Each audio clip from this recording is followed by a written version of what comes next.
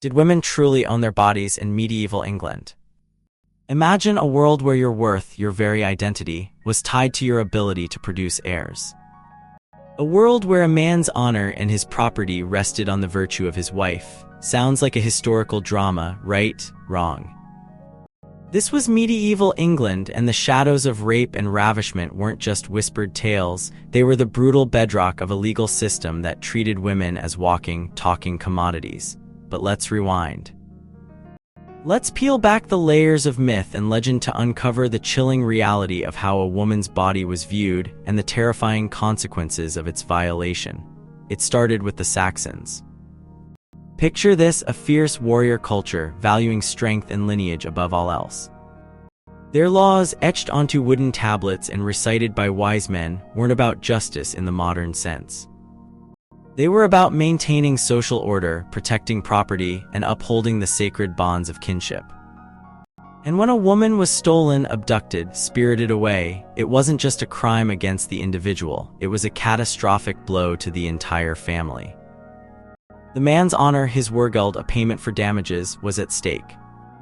The stolen woman herself was essentially lost, her future uncertain. But what about rape? The early Anglo-Saxon laws were surprisingly nuanced.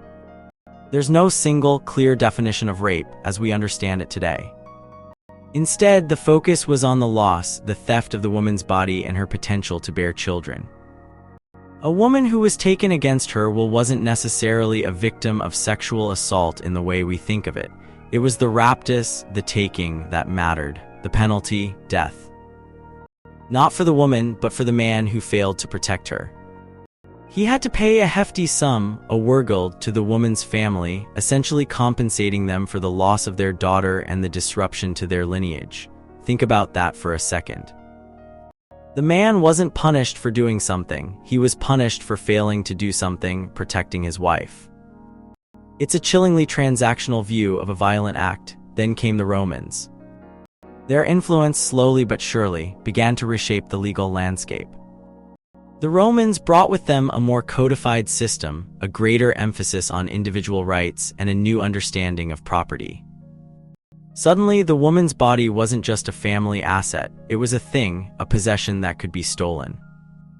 Raptus, the act of abduction, now carried a death sentence for both the abductor and the abducted, a dramatic shift, but one that underscored the growing value placed on female bodies.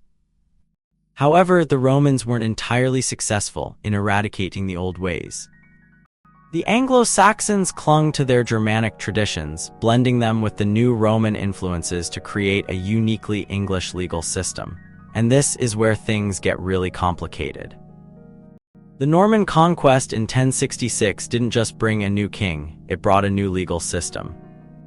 William the Conqueror, eager to consolidate his power, imposed Norman law on England. But Norman law wasn't a clean break from the past. It was a layering, a grafting onto the existing Anglo-Saxon framework. And this is where the concept of rape, as we understand it today, began to truly take shape. Suddenly, there was a specific crime defined as rape. It wasn't about theft anymore, it was about sexual assault. The punishment, brutal, penance, imprisonment, mutilation, even death. The legal system was finally acknowledging the trauma of sexual violence, but its response was often harsh and disproportionate. Now, let's talk about the evidence. Forget grand narratives of heroic women fighting for their rights. The surviving legal documents, the writs, the judgments, the court records paint a grim picture. Women rarely testified in court. Their accounts were dismissed, their voices silenced. If they did speak, it was often through male relatives, their words filtered through the lens of patriarchal authority. Consider this: a woman who claimed to have been raped had to prove her virginity. Can you imagine the pressure, the humiliation? The very act of admitting to a sexual assault could be seen as a sign of shame, a stain on her family's honor. And if she couldn't prove her virginity, if she was deemed to have lost her natural state, she could be punished herself, accused of perjury or even witchcraft. The medical profession, heavily influenced by ancient Greek and Roman theories, played a significant role in shaping these perceptions. Doctors believed that women were inherently weaker, less rational, and more prone to irrational desires. They argued that a woman's body was a vessel, a passive receptacle for male seed. Rape, therefore, wasn't just a crime against the individual, it was a violation of the natural order, a disruption of the divine plan. Let's not forget the role of property. A woman's body was inextricably linked to her family's wealth and status. Her ability to bear children was paramount. A raped woman was not just a victim of violence, she was a loss of potential heirs, a diminution of the family's fortune.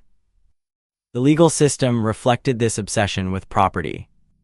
Compensation payments to the woman's family weren't about justice, they were about restoring the balance of power, about ensuring that the family's wealth wasn't diminished. But amidst this bleak landscape, there are glimmers of resistance. Figures like Christine de Pizan, a 15th-century Italian-born writer and philosopher, challenged these prevailing assumptions. In her book of the City of Ladies, she argued that women were capable of reason, virtue, and wisdom. She used literary examples Lucretia, Dido, to demonstrate that women could be noble, courageous, and independent. Her work was a direct challenge to the prevailing misogynistic stereotypes.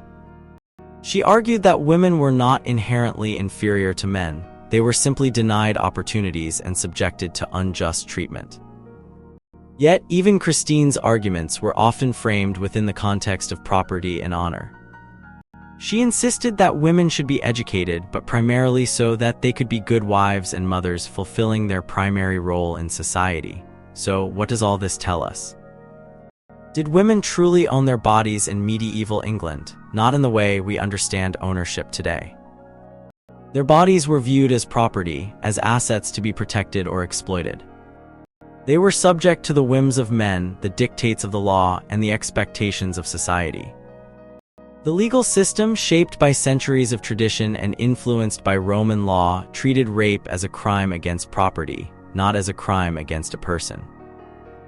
The focus was on restoring the balance of power, on protecting the family's wealth and status. But the story doesn't end there. The seeds of change were sown. The legal system, slowly but surely, began to evolve. The concept of rape as a crime of sexual assault gained traction. Women began to find their voices, challenging the prevailing assumptions and demanding justice. And as we move forward, it's crucial to remember that the legacy of this era continues to shape our understanding of gender, sexuality, and power. By understanding the historical roots of these issues, we can work towards a future where all individuals, regardless of gender, have the right to control their own bodies and live free from violence and oppression. But let's return to the initial question. Did women truly own their bodies in medieval England? The answer, tragically, is no. They were defined, diminished, and controlled by the men around them. And the chilling reality of rape and ravishment serves as a stark reminder of the long and arduous struggle for women's liberation. Now the question remains, can we ever truly erase the shadows of the past, or will they continue to haunt us, shaping our present and influencing our future?